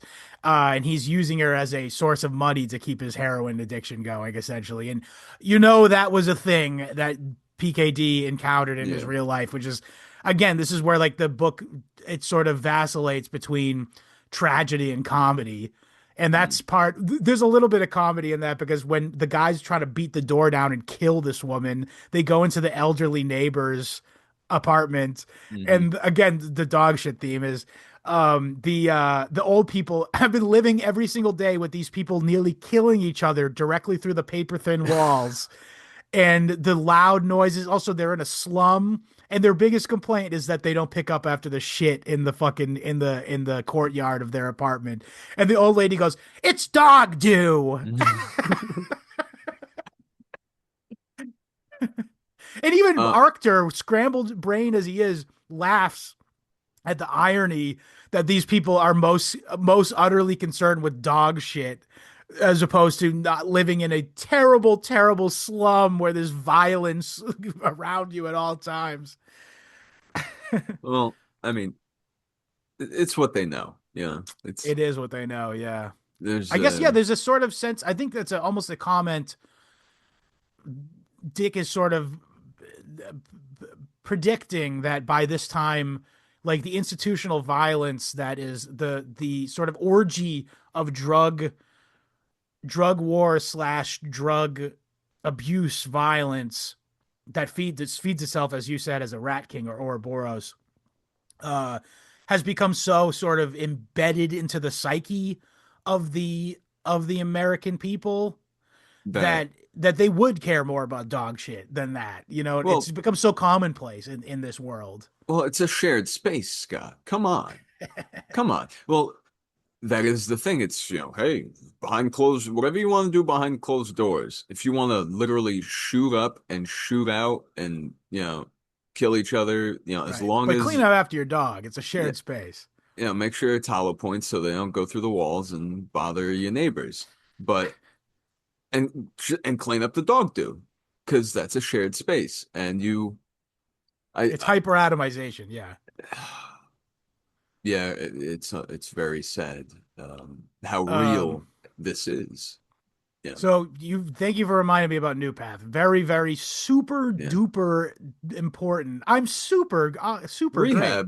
Rehab facilities play and rehab culture and wellness and cultish It's part of the Ouroboros of dynamics. the drug cycle. Yeah, exactly. Mhm. Yes. But in this specific instance, New Path is a one-to-one recreation of Synanon, and he Yes. name drops Synanon several times in the book, by the way. And I can't escape the idea that PKD knew that Synanon was CIA. It's impossible to look aside from, particularly in the fact that later on we meet the character of the executive director of New Path, and he describes him as having the eyes of a spook. The eyes of a spook. Oh man, that's a great turn of The phrase. ends eyes of a spook, yeah. Eyes of a spook. The deranged shriek of a cop car thirsty for blood. I think that was near the end. Donna heard that Right, yeah. somewhere. Um, that it's dark Oh, one of stuff. the other things I thought was great was that he referred to as Fred. He refers to a he said that they had wet work teams, secret wet Hmm. work teams from back east. How And far east? Yeah, I don't know. Well, it's clearly like he's sort of I took it to mean that he's like sort of invoking like PTK contract killers, because it's in the same passage he mentions 22, he's talking about Barris's pistol, by the way, a 22 caliber weapon in the back of somebody's head, programmed to kill. And he also invokes the Kennedy assassin, the Robert F. Kennedy assassination. He says directly, the same caliber that killed Robert F. Kennedy. Yes, And this yes. is all in the same conversation. He's invoking all this stuff, which to me, it's like, it's too many. It's a, Dead Ringa. yeah, well, it's an overwhelming, um,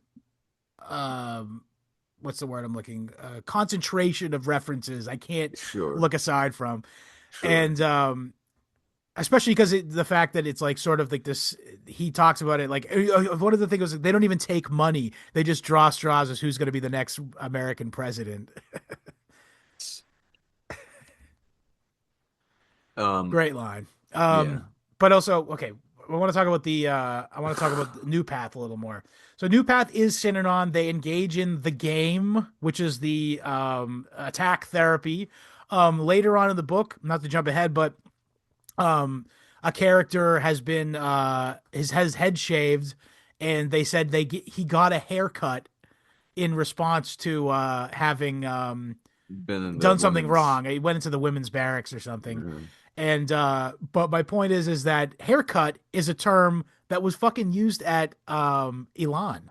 yeah, So it goes into that, even that far into it. Like it's that terminology and that method of therapy that he's directly referencing in the novel is like the CIA style drug rehabilitation hmm, racket, I guess we'll yes. call it. And think about the people that he, spent so much of his time with, which was the runoff from these groups, facilities, Yeah, these programs. Um, scientists yeah, yeah, as well. But he talked to a lot of people who were who drug went addicts through and Synanon, I'm criminals. sure. Yeah, Yeah. and who better is going to tell you about what the dark the grease between the actual gears is, in Cast the offs from that. Yeah. exactly, yeah. So um he was in California for a lot of his life. Where was Alon? That He's in Maine. was But in but the Maine. guy the guy No, who what was the it? New York Cinnamons, spin-off California. the New York spin-off of New Hope House or something, I think is the New York version, which was Hmm. spun off from one of the original Synanon guys, and then the guy who created Elon went to that and then went on to make Hmm. Elon. There it By the way, is. just shouts out to our own episode about Elon if you want to know about that and a little more about the Synanon technique that is employed in this novel. Yeah, we go into it in more depth than that. We should do a Synanon episode too at some point. Certainly, yes. But that's neither here nor there. But the point is that he's clearly making oblique references to the intelligence connection to, Yes. especially given and again, we'll wait for the end for the big twist because that's very central to this aspect. Um, are we almost there to that point? Because I don't want to like just go through every scene of the book because I really think it's worth enjoying as Sure, a sure. whole. Well, yeah, if you want Let's get to, to some more show stuff how though. I it. feel like there's more stuff I could comment on. The oh yeah, they have the he has the the radio thing, the build thing built into his radio that has a that he can listen to police instructions while Mhm. having other people fucked up in the car with him because even if they the radio so he's got a thing in his car if he switches his radio to a certain dial it's actually a police radio and but the guy talking on the radio is just doing a AM radio DJ impression and so he'd be like the blue car will take a right on the next thing and so he's sitting there driving and listening to the thing but everyone else in the car either is not paying attention because they're fucked up and they're not thinking anything of it or they hear that and they go oh, man I must be fucking paranoid I'm hearing Holy this the shit. radio guy saying shit about the car turning and shit like that. Which that's such a well done part of the book. It's so well, you can see that in your mind's eye. It's very cinematic. Yes. The idea of if imagine the camera in the behind the back seat, you see all four heads, radio saying, and now the car will take a sharp right without stopping at the stop sign, and then it just hooks it. Um, Yeah. yeah, He does it's have a really cinematic way of writing. Yeah. he's yeah. You can see why a lot of his stuff, lends Made itself of to it's one of the most adaptations. adapted art authors of all time, I think, to Yeah, film. yeah, we won't go through a list right now. I We'll could do that. just name a few, just to name a few: AI, Minority Okay. Report, this, Android's Dream of Electric Sheep. Um, what else? Oh shit, I done a bunch just with Monica. Forget it. There's a ton though. Yeah. Oh, I was exactly. just Yeah. four, just fucking farted them out. So, um, Oh, Man in the High Castle was a TV show. there you go. Okay. But all Oh, the same, Total Recall, Total yeah. Recall. Uh, You see, folks, this is good reading. This is good stuff. Um, and the man is especially Screamers. He did Screamers. I didn't even know that. I'd seen Screamers when I was a teenager. I didn't even know it was a PKD movie. I don't even know what Screamers is. It's like an 80s space Mm. horror film. Pretty good. Mm. Uh, Yeah, whatever. this is Sorry, written that was an 77. aside. Dude's probably, I don't know, was this written? Oh, he went to Quaker schools. Interesting. Yeah, yeah, he was raised a Quaker. Um, do you think he didn't get to see the church commission, did he? Was that 74? Oh, he must have. Yeah. Yeah, yeah. So, He died in 82. He definitely saw the church commission. well, I meant before the book Oh, came out. no, So, he probably banged these out in 6 months, all these books. He wrote mm, so many. He wrote 45 novels and 121 short stories. had to get paid. Well, yeah, that's the only way you're going to make money in those days. And for him, I mean, not going to get a mm, job. Oh, this is a funny thing was he's talking about Arctur's job before he became a cop. He was talking about working as a investigator for the insurance company, and he said that at night he would type up his reports, and his wife would purposely drop things around him to get his attention. I have to imagine this is him talking about him writing his novels or books or whatever, stories or whatever, and he's something that annoyed him about his ex-wife, like, you know what I mean? so Because funny. he had six or like four wives, first of all. But I imagine it's probably like one of the first or second one when he was first getting going with writing, and I'm sure he's telling a real story about how he's like just trying to type up his quote unquote reports in the book, but it's obviously his stories. But It's dinner. He's trying to type dinner. Hush up. I know. Quiet down.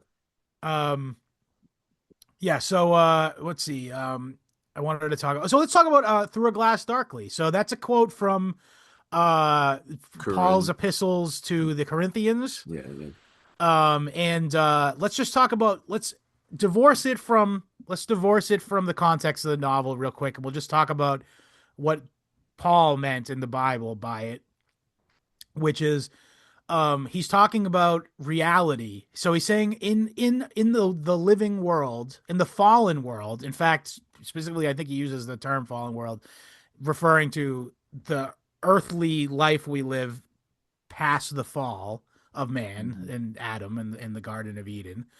Um, we only view the full breadth of God's creation through a glass darkly.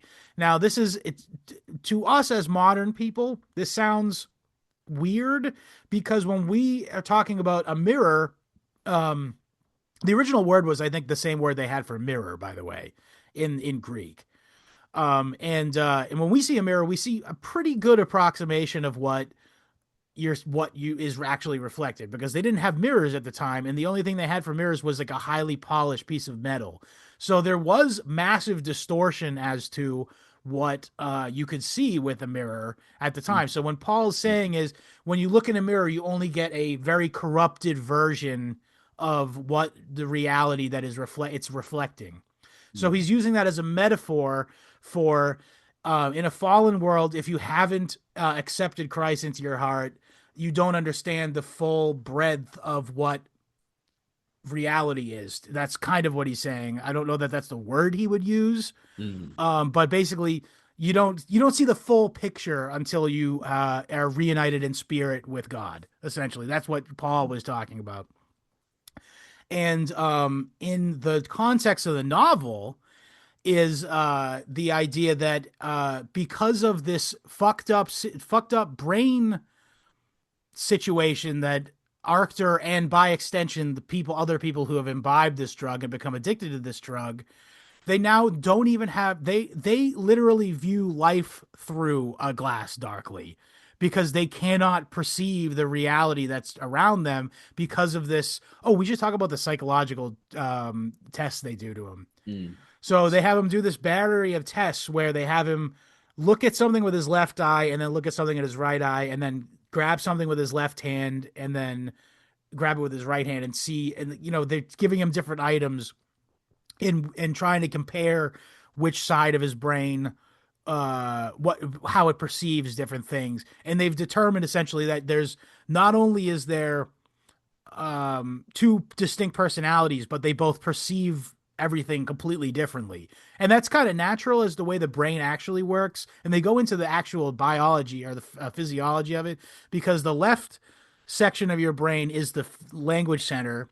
So naturally, it would have a more advanced grasp of sort of like intellectual stuff. You know what I mean? There's also some interesting stuff while he's having his splits.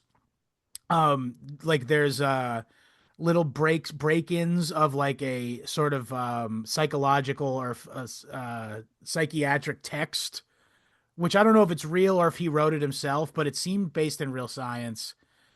This idea that like if somebody as a child has the left part of their brain really damaged, like from an accident or whatever, it's possible that if you raise them and try to enhance or try to study, like do therapy with them, it's possible for them to get a working language center in the right side of the brain, despite the fact that it's not naturally designed. Like, not this, well, God did design it, but I mean, it's not physiologically generally does not do that.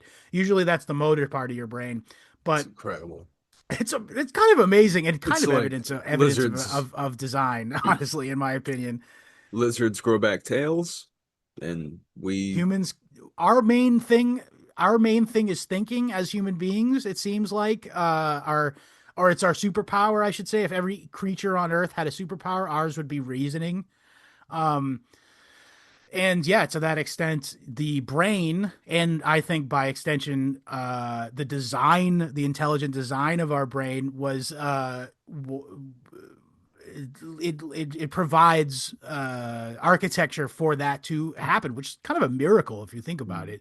But in this, it's an inversion of that. It's actually an inversion of that. It's a guy who's well into his life, who has the both sides of his brain damaged extensively by the drugs he consciously chooses to take, and it creates an additional language center in the right side of his brain in an inversion of like this miraculous thing that the human body does, and it actually makes him more insane. It fucks him up worse. um and it's finally addressed by he quarrels with it in his own mind and out loud, Right. kind of, but Somebody eventually, outside of him finally goes, "We gotta fucking do something about this." listen, hey, listen, we know, just so you know, we know. So Yeah. can we talk about this? Who are Right. And you they right basically now? tell him, like, you're two people. And he has this really trippy sort of theological discussion with himself. It's very Gnostic. I think he's talking about, he talks about like a second coming of Christ in it. But I have trouble identifying it with like a traditional theology return of Christ kind of thing. It's definitely like he's equivocating, which again he keeps doing throughout the book, and I think it's probably a theme throughout his books, is that he's equivocating Christ with gnosis, or like full understanding of reality, I guess. Which is considered I mean that's a non it's a non out there interpretation of Gnostic theology, I'll say. And it doesn't sound especially offensive to, any layman, Yes. traditional, non, I guess, PKD might, there's no such thing as passive living according to the book, but I suppose you could be a passive Christian and take that to be, yeah, of course, if you believe in Christ, is that right? Yeah, if you believe in Christ, you know everything. In reality, you're never confused. You never.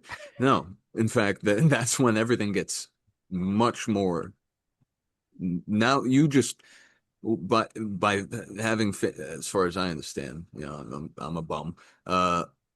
Having faith in Christ just means you know one thing, Yes. Well, that's what Paul was talking about. You can Yes. only that's Yeah. the one thing. Yeah. So everything else is only going to look more twisted, distorted, Evil. and Yeah, out of. exactly. Yes. It's the one, it's the grounding. It's the thing you can ground yourself with in a fallen world. And I think that's just such a great term. I know it is old. It's from the Bible times that they started using that word.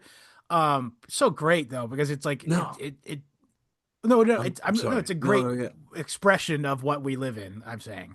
yeah, yeah. My brain's going through my You've been mouth taking right now. so much Substance D, Yeah, I'm bro. just it's in real time. I'm thinking, oh, uh, we're right back where we started. We are, yeah. We look through glasses darkly, don't we not? Yeah, We literally look through yeah, yeah, glasses darkly all the brother. fucking Yeah, time, bro. I'm holding up my phone for the audio for listeners. and for the audio listeners who are their phones off right now, and it's just the audio. Yeah. Look at it. You're looking through a glass Hello. darkly. Hi, it's us. We're in here. What a trip, man. That might have just sent somebody over the edge. For that, we forgive Yeah. us. But for the title though, obviously, he's oh yeah, this is an important thing too. The moment where he has like the break is like where he is watching through the scanner at himself, by the way, having sex with an ugly girl because he's mad that he couldn't get pussy from the girl he liked. Such a again, it's another scathing sort of send up of that culture, of course, is that Yes. he gets utilizes scumbaggishly utilizes a woman who's on the skids and addicted to heroin to get sexual relief or whatever. But in the real event as it happens, he hallucinates her as the girl he really likes. And then fast forward to the next day, he's looking back at the scanner of footage of it, which by the way I Yeah. also want to point out is that I love how there's film. They use film to do all this. He didn't predict the idea that storage would become digital or whatever. He'd still assume that by 1990 that there'd be no digital. I guess by 1994 there wouldn't be. But my point is that it describes like a technologically advanced society, and people are using reel to reel stuff to record. It's pretty funny to me. But anyway, but he looks back at the And he footage has the next day. he still has to take his radio out of the car. His Yes, of course, satellite because people steal radio. it. Yeah.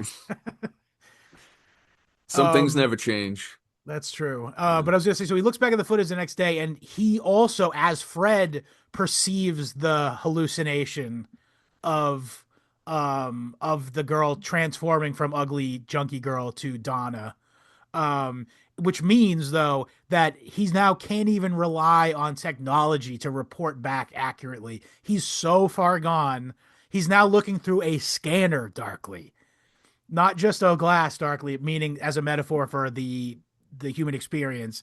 It's actually quite literally, he cannot rely on the literal technological means with which he has to do his job as a surveiller, which must be really I mean in the moment he actually gets up and goes to the bathroom and fucking takes more Substance D, if I'm not mistaken. He pops 2 tabs of Substance D to just cope with it, which again only exacerbates the problem.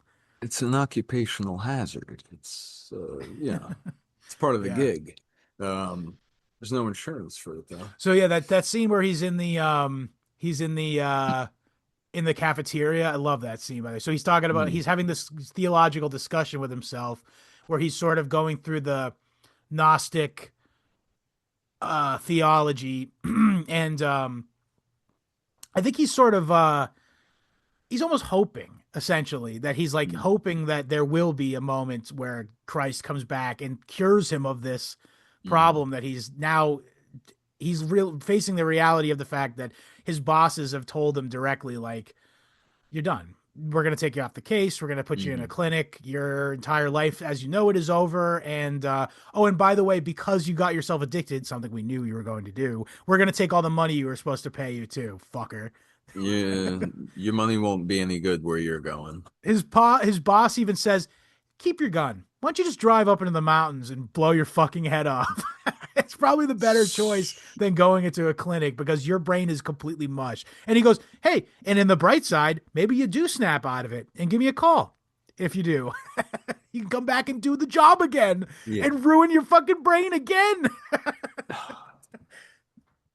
Which, I mean, what's the joke here is that like they knew this was going to happen. Does this happen to Yes. every officer? Does this only happen to the ones they let this happen to some in particular?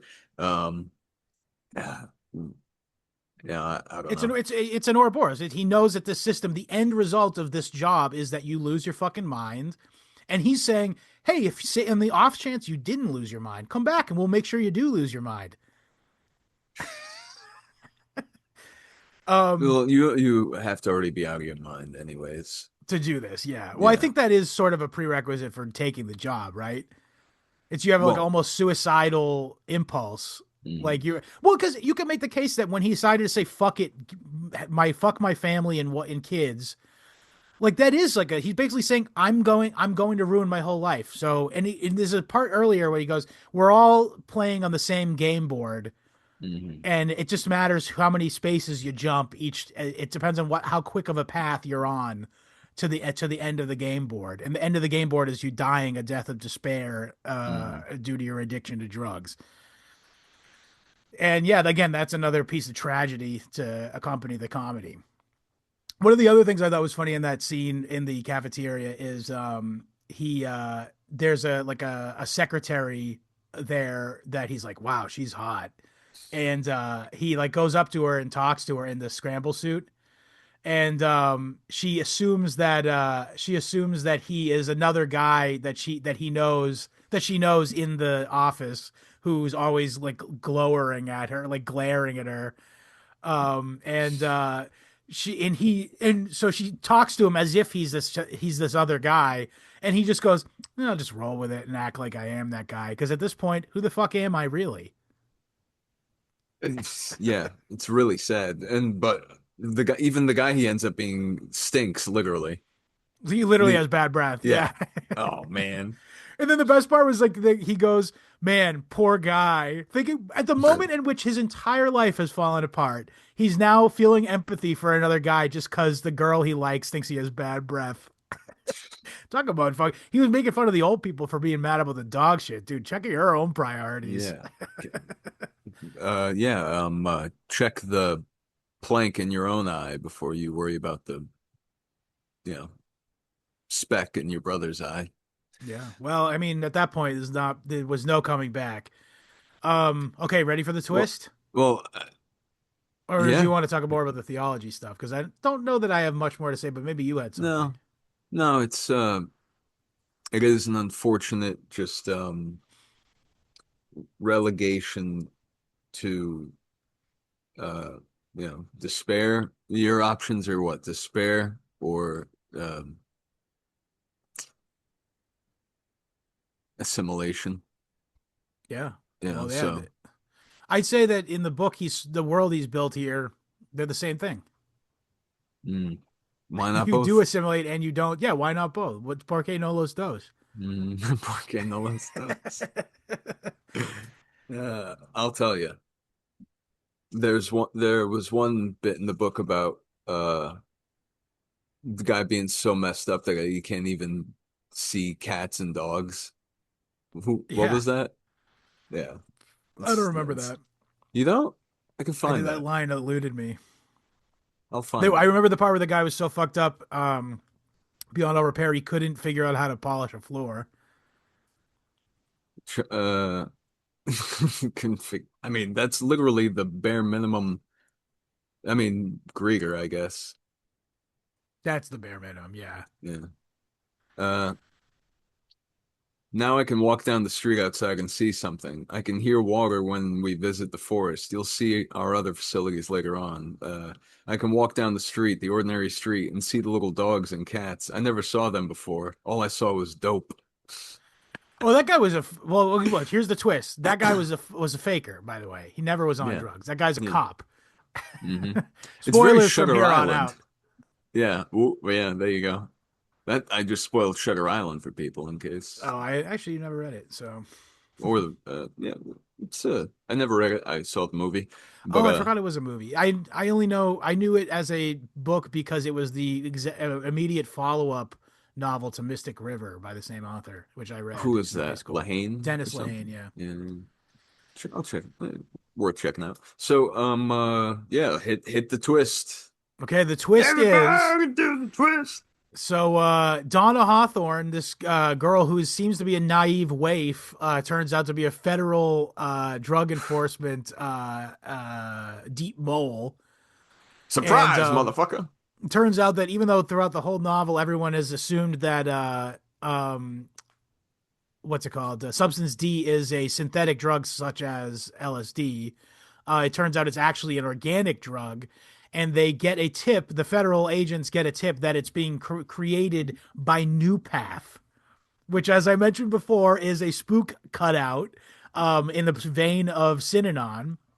And they have a series of farms, which, as a cover, are to produce food for the New Path inmates, I guess you could even call them.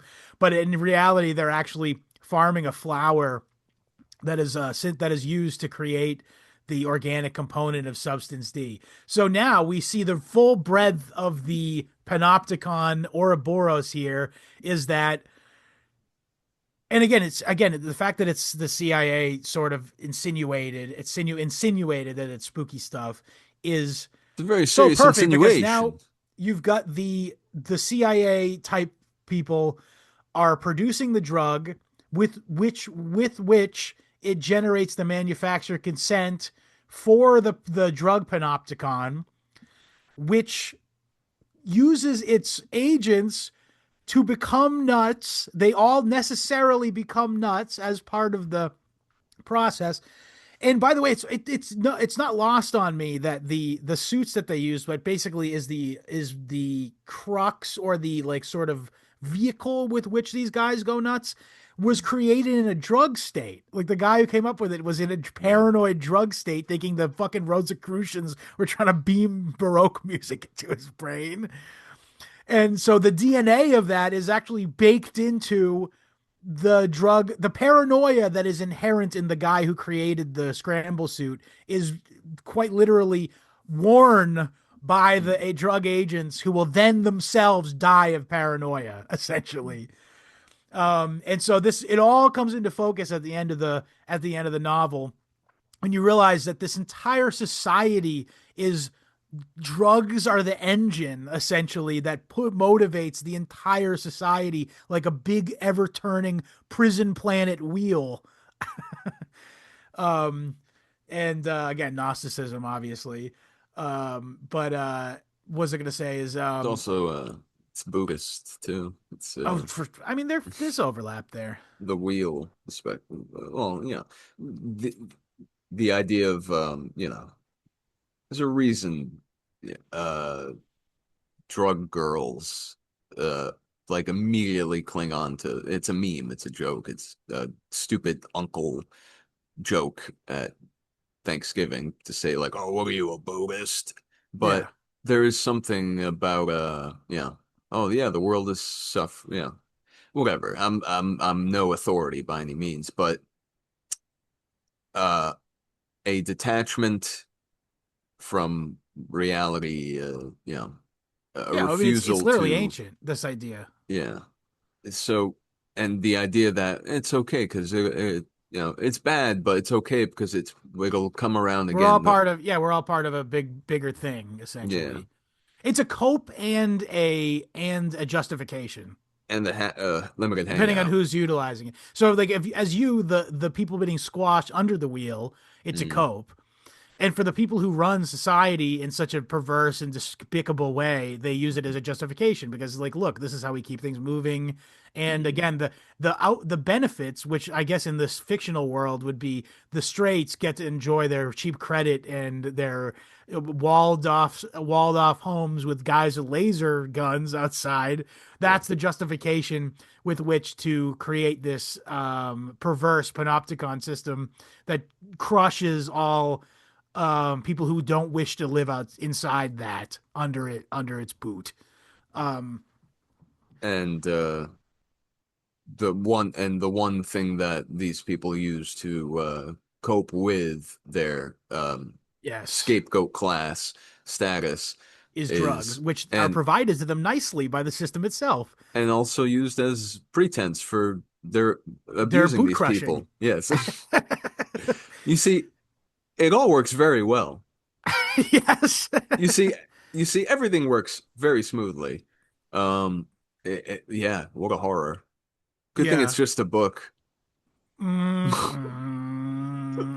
The SpongeBob dot wave. SpongeBob stinky smell dot wave. Oh shit. I That's was just gonna say though, as but the most devastating part of it is the last few lines or the last chapter of the book where oh. Donna meets up with this guy who's gold bricking in New Path, Mm. who's an undercover agent, and it's not explicitly said, but the way they talk about us, this is how it works, this is how the system works. It's not explicitly said, but it's alluded to is that Arctur was almost targeted because so I forgot to mention this. So they put him in Hmm. New Path. They put him in New Path when his brain goes instead, as opposed to say the federal aphasia clinic. And the reason is because Donna brings him there in order to utilize him as a mole within the New Path architecture, with which they can prove that New New Path Path is the one producing the substance D. I guess yeah. this you could make. Ooh, I just had an interpretation. She's sort of like a Mm. Sophia figure, I suppose, in the Mm. sense that she will bring the gnosis of the fact it could destroy the whole system theoretically. If you got to see the end, um, Orson Welles once said the difference between a, a good ending and a bad ending is when it stops. Yeah. Yeah. So we That's could have like been left with a cooking. bad ending. That's like cooking is like painting. It's knowing when to stop.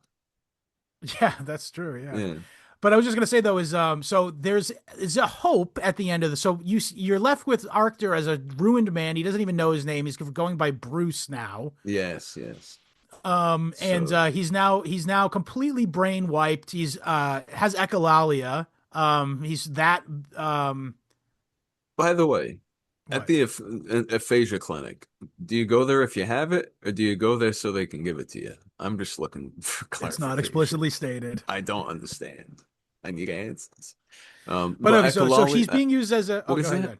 I'm sorry, what, echolalia? I wanted to Echolalia give is you. when you repeat something back to some you the only Oh, yes. verbalizing you can do is repeating back to what was said to you. What was said to you? Yeah, so like say you said to me, "Hey Scott," and I just Was went, it, "Hey Scott," that's echolalia. that's echolalia. That's echolalia, yeah. So that's what at Yeah. the end of the book, that's what he's reduced to essentially, is just repeating whatever they say to him, like "Go inside, Bruce. Go inside, Bruce." Go But inside, yeah, so Bruce. the uh the the idea though is that he's in there, and then they could go and visit him and ask him, "Hey, could you bring me a flower, Bruce? Be great if you could bring me a flower so I can test it." So there's a little bit of hope at the end though, because um and Donna herself actually says that maybe that through his sacrifice, we can come to the truth or gnosis, which, again, it's not stated outright, but hypothetically, if that became common knowledge that substance D was created by this, and then by extension the government, is a possibility that this entire system could collapse, and then we could have a golden age afterwards. Again, not Um, likely in a PKD book, but the possibility is there. uh, If you get what I'm likelier, saying. yeah, likelier in reality, nowadays, considering what other kinds of, real world Revelations. revelations happen that Yeah. might be used as pretense for, Or you know, not. I think we're actually living through kind of a stress test of the Ouroboros right now. Is mm. that even face of Revelations? It seems like it's going to go on as business as usual. Well, it cannot go on forever though, Yeah, yes, but because we're still getting redacted photographs is what it yes. is. Yeah. And For those uh listening to this years later, we just got like a big dump of Epstein files. yeah, if you're still allowed to speak English years later. or if I you're don't even know. alive, yeah.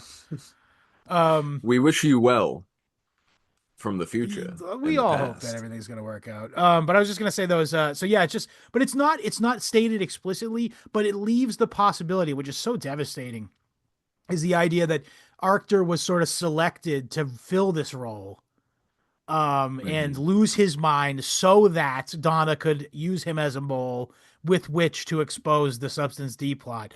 And that's so dark. You think this Hmm. guy, like it's a tragedy. You watch his life unravel in a tragedy throughout the thing.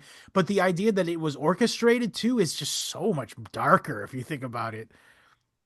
Well, yeah, they they know how to cast the play well, and given the fact that they're running psych tests on their, on their officers regularly, Yeah. they and I'm sure it probably wasn't a secret that he ran off on his family and had no Future social connections to anybody else in the world, and was besides obviously druggies. on the skids. Yeah, so they He's kind of the perfect person to choose. I mean, he is he a he's a officer, you patsy. know. Yeah. Trey. Oh no, they planted thousands of pounds of drugs in the house. We're all gonna go down for possession. And they what do they do? What do we do, guys? Their first thought is like, all right, well, we gotta sell the house. Everything included, Yeah. fully But he's like, furnished. oh no, that'll tip the cops off, and they'll know to come in quicker if we try to sell the house. And then as it turns out, Donna walks out of one of the bedrooms and goes, "Hey, what's going on? Yeah, that's Hey my man, roach, by the way." And they're like, "Oh man, narrowly avoided another arrest hey again, man, boys." that's my roach, and I have Hep C, man. So like, put it down, man. A couple other little before we get out of here. We are getting out of here now, but a My couple other cat's allusions as biting my they. knee. Well, you should tell them to stop. I can't. They talk about fictional Planet of the Apes films, including one where it's revealed that all the great leaders in history were secretly apes running society. like like like Abraham Lincoln was Yeah. directly referenced as being one of the apes. Well, it was certainly the ring, yeah, He certainly is circus lanky, master. certainly lanky like an orangutan. But then one last thing, and this will be the last thing I say, is that in the permanent psychosis mode of Fred, once Fred, air quotes, has begun completely schizo mode, um, he is like upset because he still thinks of himself as a super cop, by the way. And his boss is saying to him, like, listen, your job's done. You're a fucking drug addict. You're a piece of shit. And he goes, you treat me like a crook. I'm not a crook. I'm Which, not a crook. I mean, it's so nakedly a reference to fucking So Nixon, funny. by the way. So anyway, Shout out, that's shout out to fucking Richard Milhouse. shout out, Nick Bryan with his Watergate book. Oh, shouts out Nick Ryan, indeed. All right, so I call that a wrap. What do you think? You got any last thoughts you want to get to before I plug and get out of here? We got to him, particularly what all this scanning and darkly glass, what's all Right. this about? I think this is a terribly hopeless but enjoyable novel. It's I so mean, funny. It's a yeah, perfect blend of comedy and tragedy. yes, it truly, yeah. The absolute extremes, like the Yeah. funny is funny, and this what's Sad sad is is really sad. sad, yeah. But also, who's to say that the Rosicrucians Yeah, I mean that could have been that's the thing that started weren't this into beaming motion. Mahler, or I don't know, All right, well, Tchaikovsky into his head. www.historyhomos.com for the RSS feed. We're also available on iTunes, YouTube, BitChute, Spotify, um, Odyssey, Rumble, and most importantly, if you like the show and you want plenty more history and analysis of literature and movies and all the kind of stuff you just heard in the episode, Check us out at historyhomospod.substack.com. And that's the best place to support the show. You also get, by supporting the show, you get 100% more episode. You get goes up from 1 episode a week to 2 episodes a week, and it is of equal quality. And just better. as a little, or better sometimes. Well, this past week we did a sort of initial, I don't even want to say initial, but we did a investigation into the newest Epstein revelations, and we got a good long discussion on some of the stuff in there. So if you're behind in the news and you want to get a good analysis of that stuff, I look no further. Historyhomospod.substack.com. If you can follow us across social media, on Twitter and Instagram at historyhomospod. At time of recording, still the friendliest place on the internet is our Telegram chat. t.me/historyhomos is the channel. t.me/historyhomos chat is the chat. You can email me with any questions, comments, or concerns, or if you have any, if you'd like to buy a History Homos t-shirt, dwindling supply, email me your size and address at historyhomos@gmail.com. And I think that's it. Die with dignity. Patrick, is there anything any quote you'd like to read as we go? This has been a novel about some people who were punished entirely too much for what they did. Later, homos.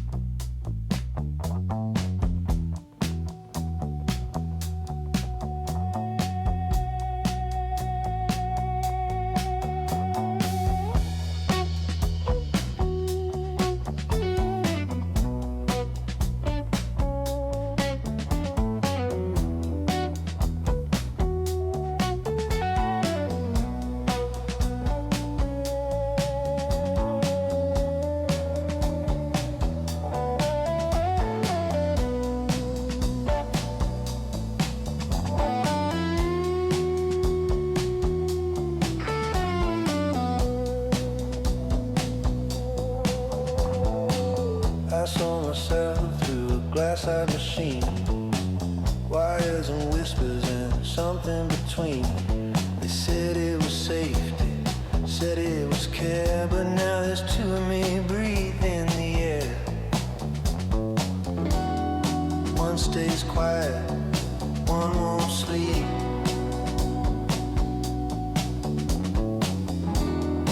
One sows doubt and the other reaps.